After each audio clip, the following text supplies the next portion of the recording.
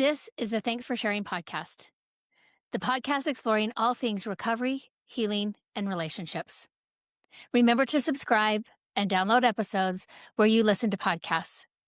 You can find us directly on our social media pages, Healing Paths Recovery, or directly on our website, www.healingpathsrecovery.com. And while you're there, please leave a review.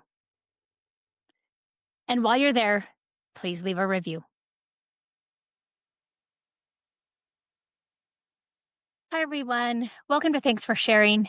I'm your host, Jackie Pack, and today's episode, I'll be talking about healing emotional pain. Whether that's childhood trauma, attachment wounds, breakups,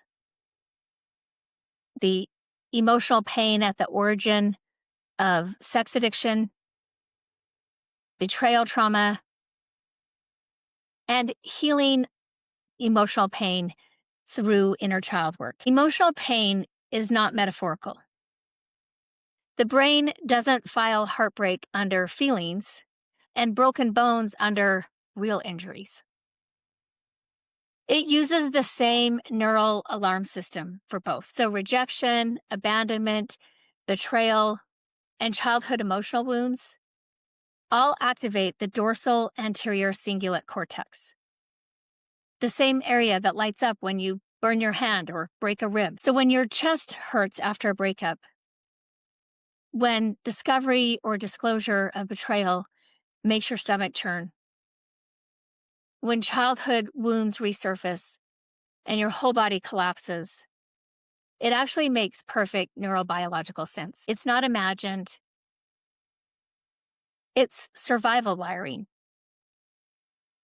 It's our nervous system saying something that matters just broke. So in this episode, we'll be exploring emotional pain across the lifespan, where it comes from, why it hurts so deeply, how it echoes into adulthood, and how the inner child becomes central to true repair. Neuroscience tells us something profound.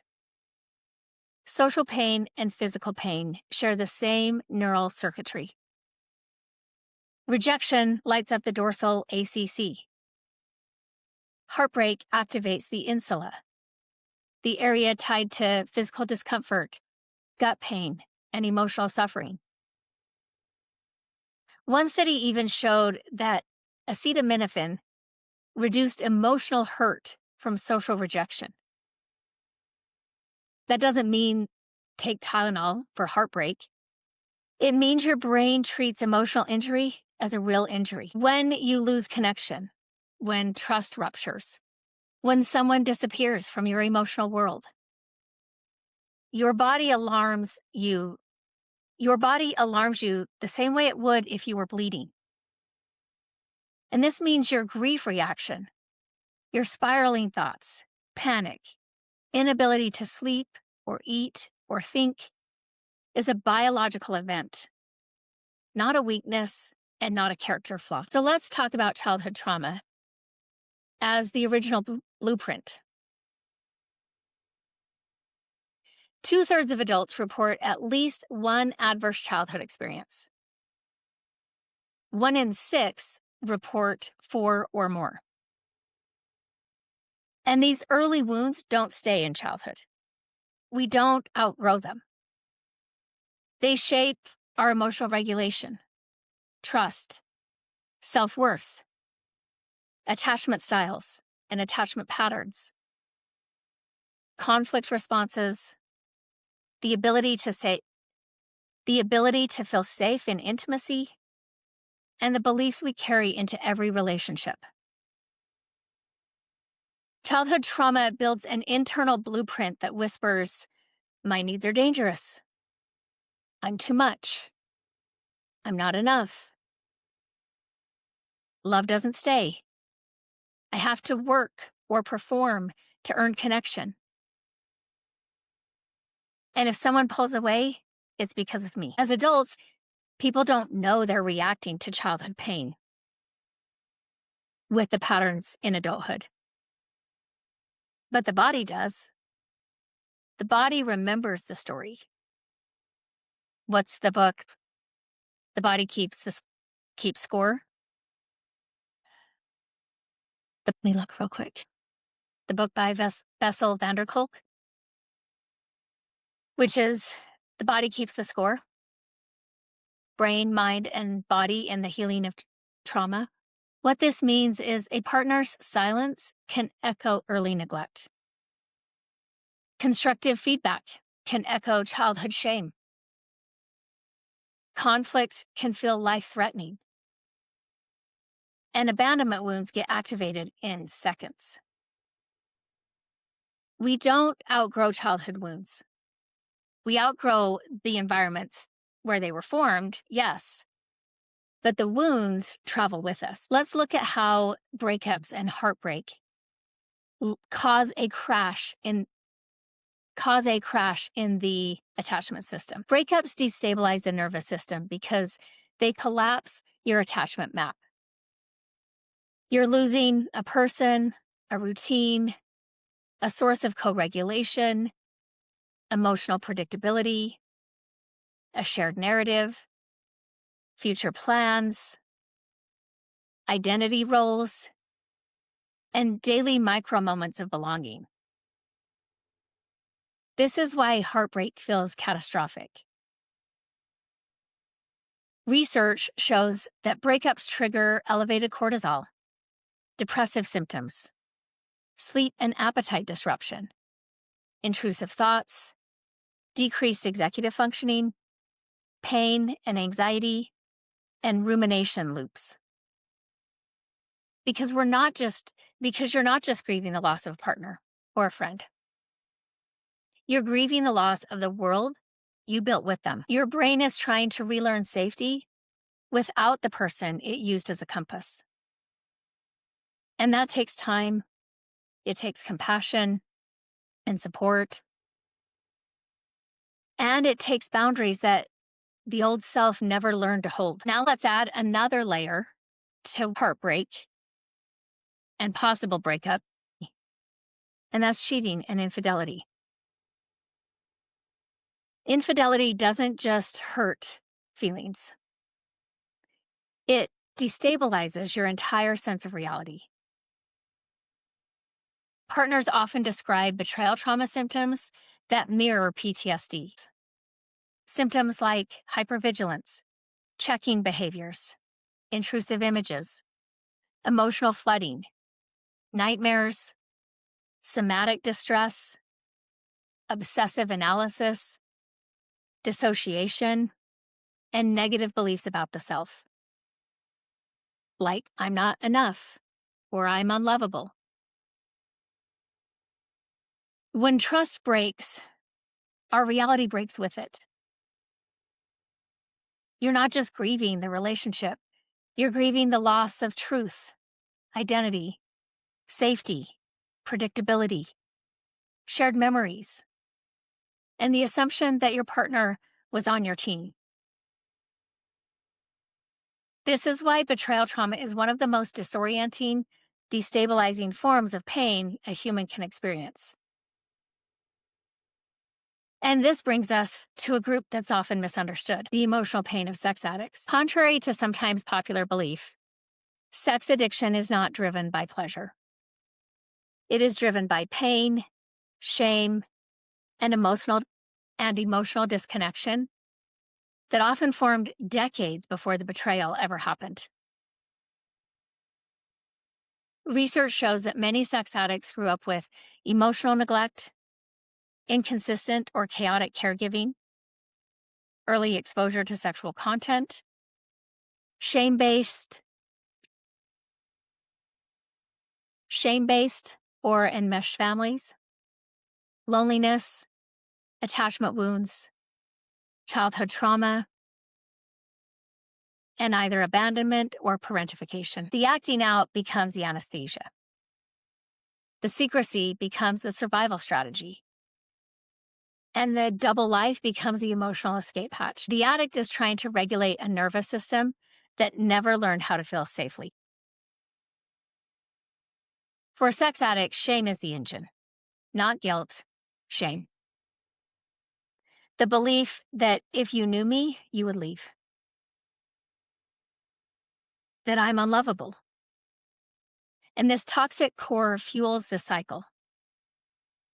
More shame, emotional overwhelm, acting out, followed by temporary relief, more shame, hiding and lying, isolation, more pain, and then repeating back to shame.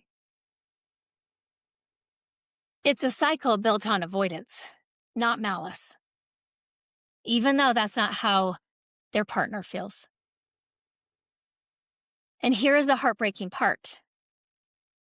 Sex addicts often end up inflicting the same emotional wounds they live through and experience themselves. If they grew up alone, they create aloneness. If they grew up scared, they create fear. If they grew up unnoticed, they become emotionally unavailable. If they grew up with secrecy, they generate secrecy. And if they grew up feeling unchosen, they cause their partners to also feel unchosen. And I'm not saying this to justify anything. It's just an explanation. The pain unhealed becomes the pain reenacted. And yet, recovery is possible. When sex addicts heal, their shame core softens, their emotional maturity increases, accountability becomes possible, empathy awakens, intimacy becomes accessible and valued, secrecy dissolves, relational safety becomes a priority, and the compulsion loses power. But none of this can happen without addressing the childhood wounds that shape the adult. And this is why addiction recovery is not just about controlling the behavior and stopping it. It's about healing the nervous system that needed the behavior in the first place. So now that we've explored emotional pain across breakups, betrayal, childhood trauma, and addiction, let's talk about why inner child work is what heals emotional pain. You may have come across inner child guided imageries, and those are great. And I do those a lot and I create those with clients. But I'm not talking about the guided imagery itself. I want to talk here about why it works. Inner child work heals because it addresses the original source of emotional pain. The younger self who was overwhelmed, unheard, unprotected, unseen, unloved, and felt they didn't matter. Here's what inner child healing does. It reactivates the emotional memory.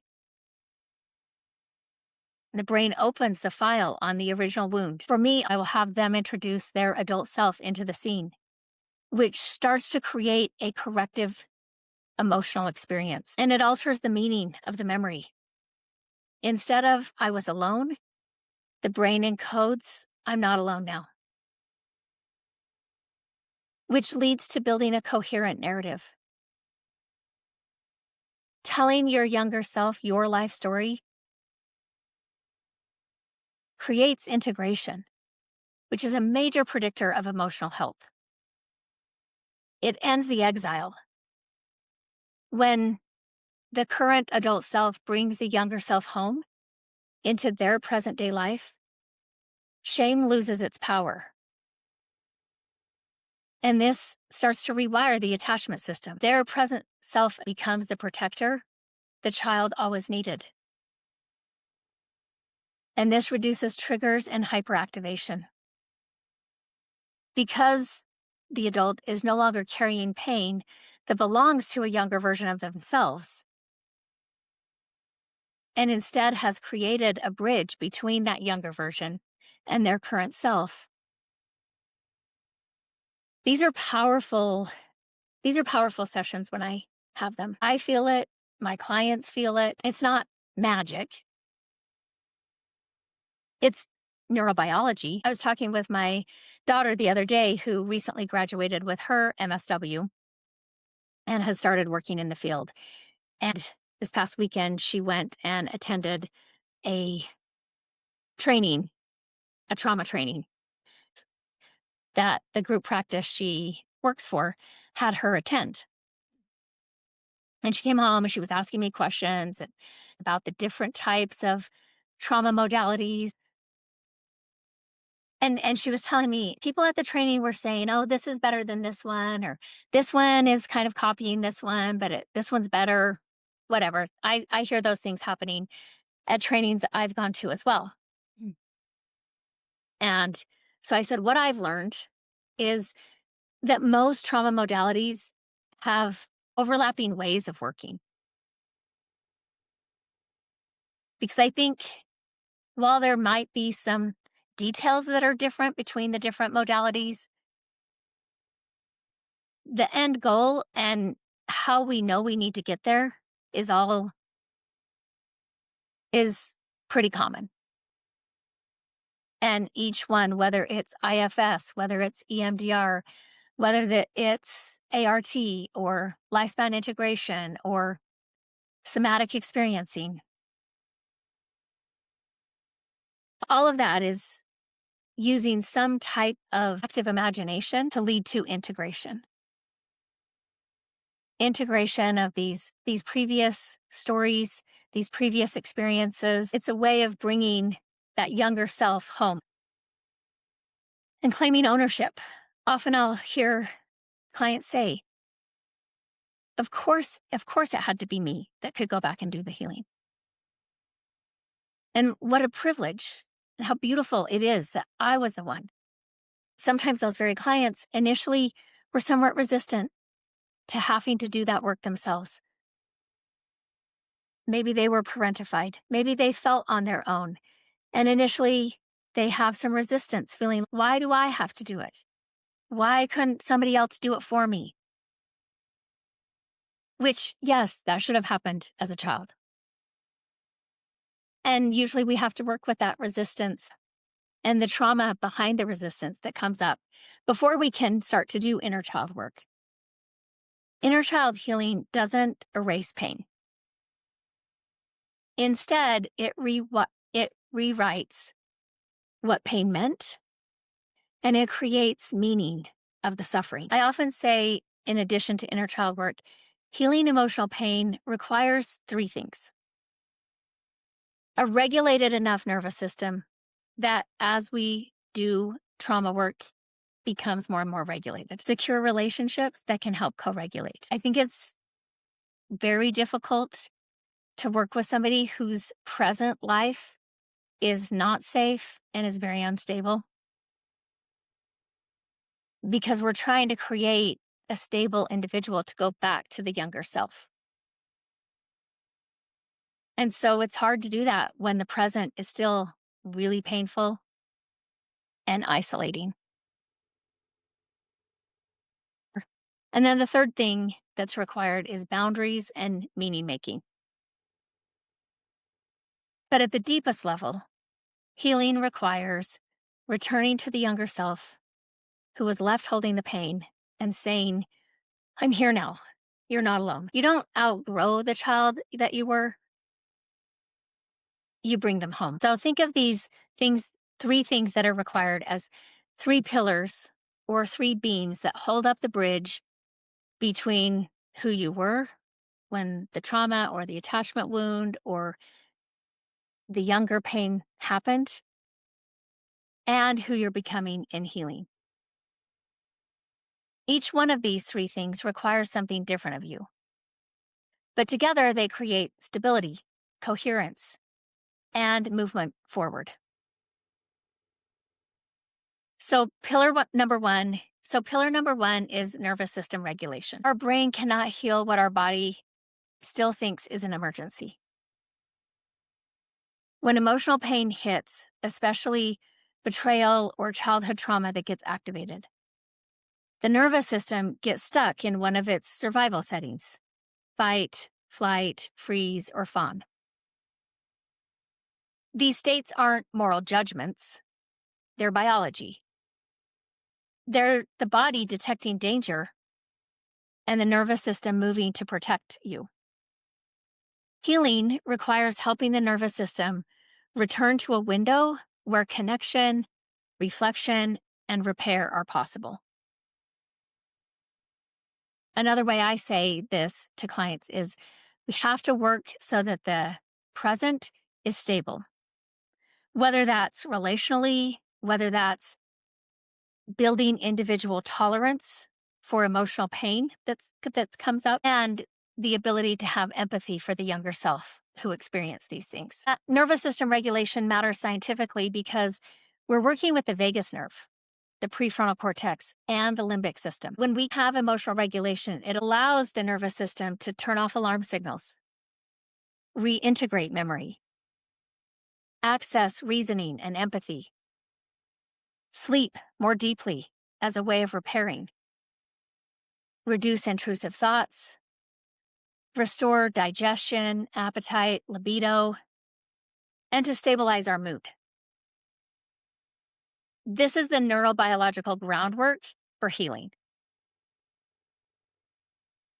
And you don't need elaborate routines. What we need is consistency.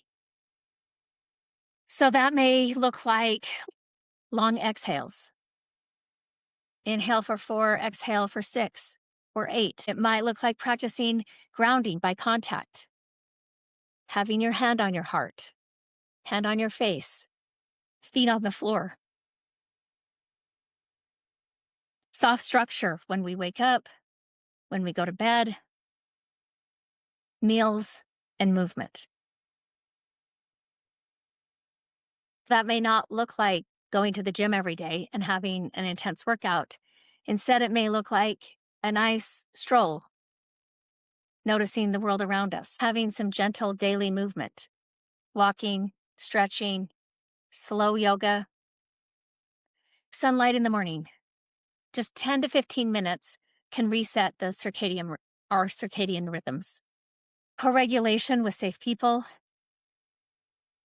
and micro habits like 2-minute resets throughout the day. Regulation isn't just about becoming calm and being able to return to our window of tolerance. Regulation is also about becoming present, because when your body is safe, your mind can also start to heal. Pillar number 2 is attachment and co-regulation. We heal in the context of relationships because we were wounded in the context of relationships. No matter how much individual work you do, humans are attachment organisms. Our nervous systems regulate in relationship. This doesn't necessarily mean we need a romantic partner. It means we need people, or even 1 or 2 people who is emotionally consistent, responsive, non-judgmental, steady, safe, and willing to attune. Not in a way that's about dependency, but in a way that helps our biology. Research in attachment theory and interpersonal neurobiology and trauma recovery show that co-regulation stabilizes heart rate and cortisol. Another person being present can reduce fear responses. Attunement increases oxytocin. Eye contact with a safe person can restore emotional coherence.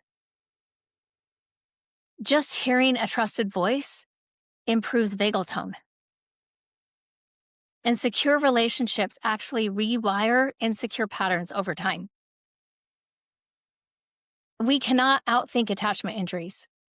We have to experience the antidote. So what this looks like in real healing might be, I think often for individuals, the first place they start to feel this is with a therapist. Might look like a partner who can show up differently. A friend who listens without trying to fix anything. Maybe it's a sibling that they can call and check in with. Maybe being part of a support group or a therapy group. It could include a spiritual mentor or a coach, or even a community space where you feel seen. This pillar isn't just about connection, it's about the right kind of connection. One that's safe, steady, reciprocal, and emotionally attuned. If you're healing betrayal trauma, this pillar also includes structured repair if the relationship continues. A process of truth telling, transparency, responsiveness, accountability, and the presence of a therapeutic frame. The nervous system that was wounded by people must experience those people as safe again. And that's how trauma starts to lose its grip. Pillar number 3 is boundaries and meaning making. Boundaries are the architecture of a healed life. This is the pillar where integrations take shape. It's where you start deciding what you allow, what you refuse, and what you build next. Boundaries are not walls, they are guidelines that protect your inner world so the healing you're doing doesn't get undone. And boundaries we know matter clinically. Trauma blurs the line between what belongs to you and what was put on you. Boundaries restore choice, agency or autonomy, your voice, safety, self-respect, self-knowing, emotional clarity, and relational maturity. Boundaries create a container where your healing work can live. This pillar has 2 parts. The first part is boundaries, and these look like I'm not going to participate in conversations where I'm being manipulated or blamed or shamed. I'm not willing to abandon myself to keep someone else regulated.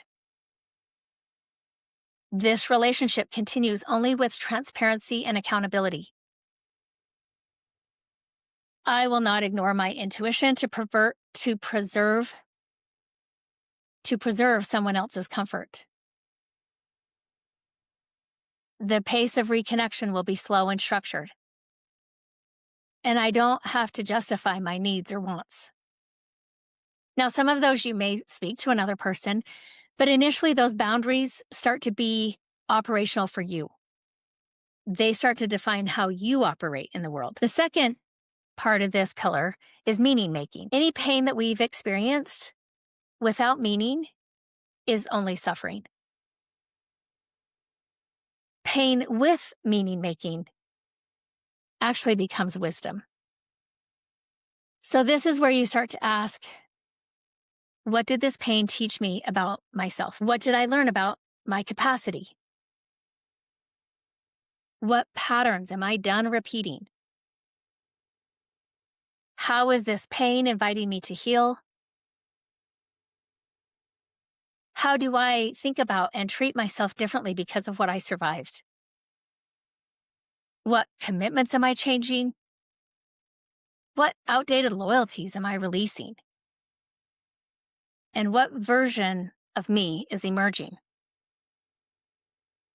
Meaning making is not bypassing the pain, it's authorship. This is where your story becomes coherent, where you move from reactive to intentional, where the past no longer feels unfinished. Boundaries protect your healing, meaning making directs it. And these pillars aren't linear, they move in cycles. So how do the 3 pillars